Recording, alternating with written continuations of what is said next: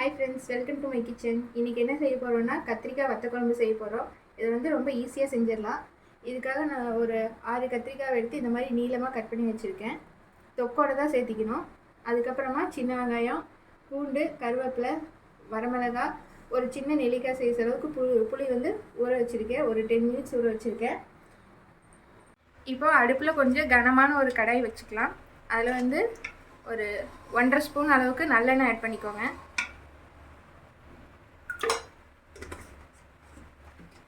எண்ணெய் நல்லா சூடாகணும். எண்ணெய் நல்லா சூடானதுக்கப்புறமா அதில் கொஞ்சமாக உப்பு, லைட்டாக மஞ்சள்தூள் சேர்த்திக்கணும்.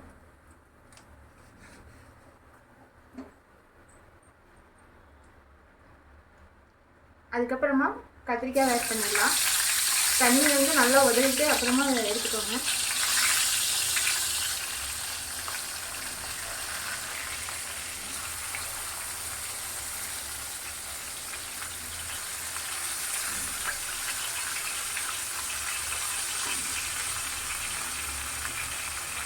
இந்த மாதிரி கத்திரிக்காய் ஆட் பண்ணதுக்கப்புறமா இப்படி நல்லா கிளறி விடணும்.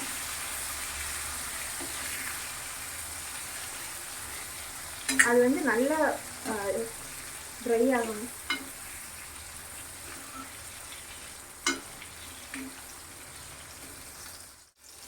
இந்த மாதிரி நல்லா ஃப்ரை ஆகணும். இதோட தொக்கெல்லாம் பார்த்தீங்கன்னா நல்லா வெந்துடணும். அப்போ தான் வந்து குழம்புல போடுறப்ப அதோட டேஸ்ட் வந்து நல்லாயிருக்கும்.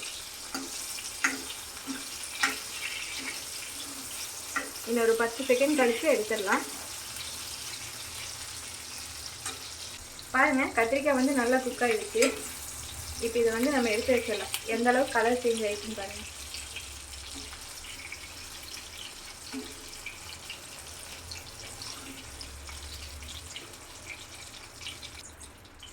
எடுத்ததுக்கப்புறமா இந்த மாதிரி தான் இருக்கும். நல்லா கலரெல்லாம் சேஞ்ச் ஆகி இந்த தொக்கெல்லாம் வந்து நல்லா சுருண்டு இருக்கும்.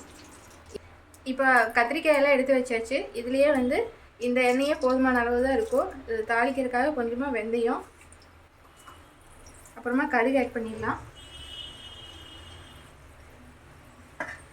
வெந்தயம் வந்து கரிஞ்சிடக்கூடாது, அதனால சீக்கிரமாகவே பூண்டு, கருவேப்பிலையெல்லாம் ஆட் பண்ணிடலாம். 2 வரமிளகாய்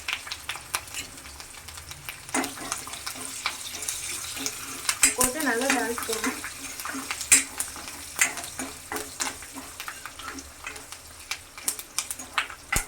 பூண்டு வந்து இப்படி எண்ணெயில் ஃப்ரை ஆகுறப்போ நல்லா டேஸ்ட் கொடுக்கும்.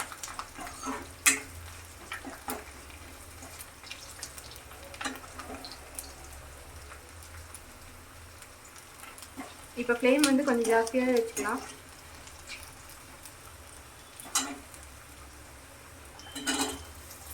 அப்புறமா நம்ம உரிச்சு வச்சிருந்து சின்ன வெங்காயத்தையும் ஆட் பண்ணிடலாம்.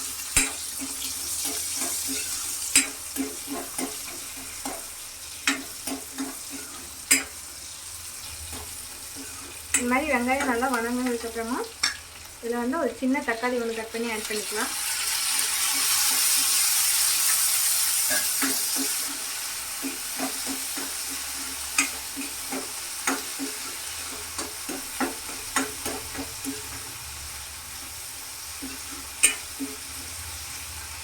லைட்டாக உப்பு சேர்த்துடலாம். நான் இங்கே வந்து ஒரு 1/2 டீஸ்பூன் போட்டிருக்கேன். தக்காளி வந்து நல்லா மசிகிற அளவுக்கு வதக்கிக்கணும். இந்த எண்ணெயிலேயே வதங்குறப்ப தான் அதோட டேஸ்ட் வந்து ரொம்ப நல்லாயிருக்கும்.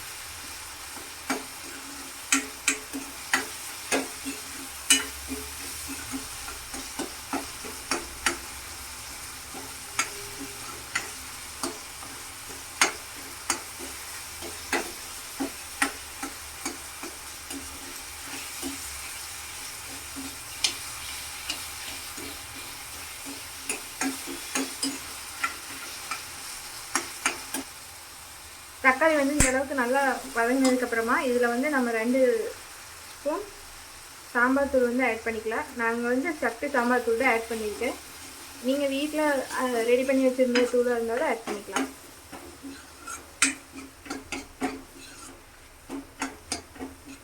நம்ம இதில் வேறு எதுவுமே ஆட் பண்ண போகிறதில்ல. இந்த சாம்பார் தூள் மட்டுமே தான் இந்த வத்த குழம்புக்கு வந்து ஒரு நல்ல டேஸ்ட் கொடுக்க போகுது.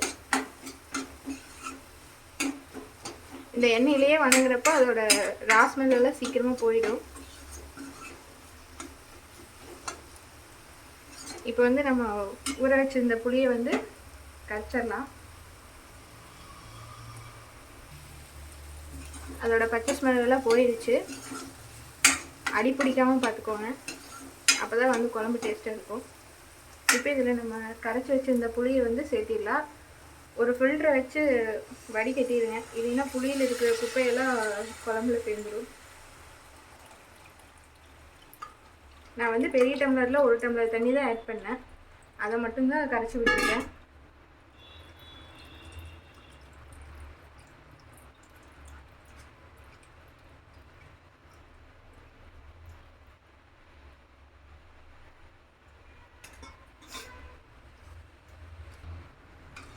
அவ்வளோதான், ஆட் பண்ணிட்டோம்.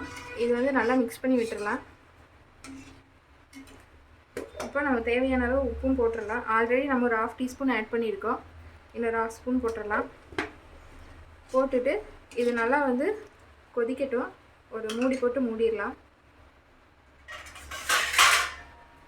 இப்போ கொதிக்கிறதுக்கு வந்து இப்படி நல்லா நுர கட்டி இருக்கிறப்போ இதில் வந்து கொஞ்சமாக பெருங்காயம் ஆட் பண்ணிடலாம்.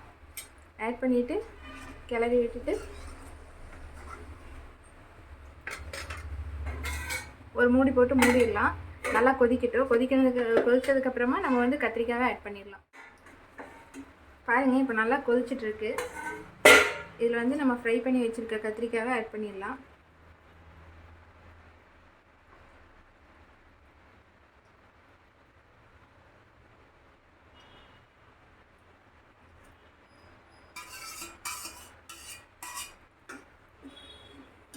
அவ்வளோதான், நல்லா மிக்ஸ் பண்ணி விட்டுடலாம்.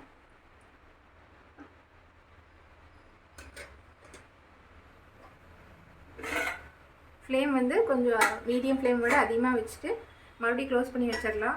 நல்லா கொதித்து அந்த எண்ணெயெல்லாம் பிரிஞ்சு வர்றப்போ குழம்பு வந்து ரெடி ஆகிடும். இப்போ ஒரு 5 மினிட்ஸ் நல்லா மூடி வச்சு கொதிக்க வச்சுருந்தோம். பாருங்கள், குழம்பு நல்லா கெட்டியாகிடுச்சு. அவ்வளோதாங்க, நம்மளோட வத்த குழம்பு வந்து ரெடி ஆகிடுச்சு.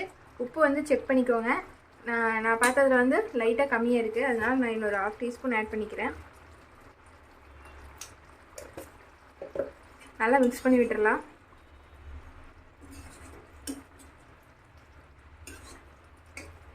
அவ்வளோதாங்க, இந்த வத்த குழம்பு வந்து நீங்கள் ஒயிட் ரைஸ் கூட நல்லா அப்பளம்லாம் ஃப்ரை பண்ணி சாப்பிட்டா சூப்பராக இருக்கும்.